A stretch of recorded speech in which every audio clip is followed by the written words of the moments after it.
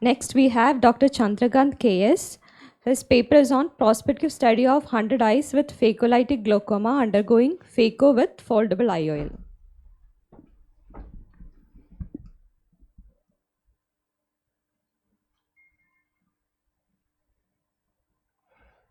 Good afternoon, judges and friends. This paper is about prospective study on phakolytic glaucoma, patients undergoing a phaco with foldable IOL. It was a prospective study run on 100 patients who came to a hospital with pain in the eyes and all, and they were found to have glaucoma, phakolytic glaucoma. Aim of the study is to see the visual acuity, post-operative and post-operative complications in 100 eyes with phakolytic glaucoma who underwent phacoemulsification and foldable IOL implantation. The material and methods, you have got the study design, hospital-based prospective study. It was done in a tertiary care eye hospital in South India. 100 eyes with phakolytic glaucoma were studied. This gives a demographic pattern on the patients. Majority of the patients were in the age of 51 to 70 years. Majority of the patients were in the male group. This slide gives the systemic conditions. Hypertension in 68 patients, diabetic in 42 patients, cardiac in 8, neurologic stroke in 4, malignancy 3, bronchial asthma 8 patients, and patients with rheumatoid arthritis 6. This is a checklist of preoperative tests which was done. Vision was tested. Lacrimal duct patency was done. Slit lamp biomarkers was examined to see whether there was subluxation, such things and all. A scan here again. There was immersion A scan also done in cases. Then you have got keratometry, the B scan to rule out any posterior segment pathology. IOL power calculation was done with the Barrett 2 universal 2 formula. This gives a preoperative vision.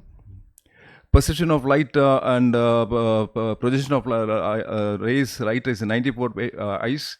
Perception of light and doubtful projection of rays in 4, and perception of light present, but projection was doubtful in case of 2 eyes.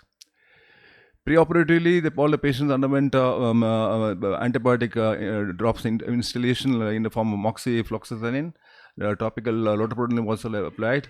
Because of the high intraocular pressure, dorzolamide, timolol, azithromycin is a tablet, and all were given IV mannitol depending on the intraocular pressure. Briefing about operative procedure. This was a temporal clear corneal section. Anti-chamber wash was given. Capsulotomy with after staining with the methylene blue dye. Then using viscoelastics and incision of 5.5 to 6 millimeter diameter.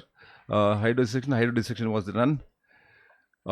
This is a procedure is explained in the video here. This is the case, one of the case.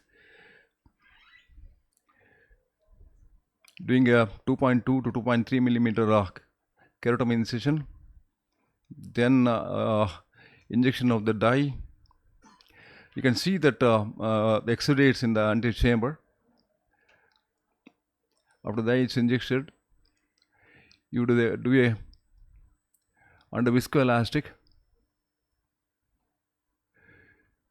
You do a capsular access. 5.5 to 6 millimeter is attempted. It should be done very carefully because of the loose nucleus inside. Once this is done, a slow hydrodissection is done. Then using this phacoemulsification probe, the direct phaco chop, stop and chop is also done. You can see how the nucleus is loose there inside the capsular bag. You have to be very careful lest you could damage the zonules, leading like to subluxation. This is cracked now. Then it should be very gently done. The last piece is hence removed. Then loose cortex, if any, is removed with IA probe. Under viscoelastic, foldable intraocular lens, single piece inserted into the bag.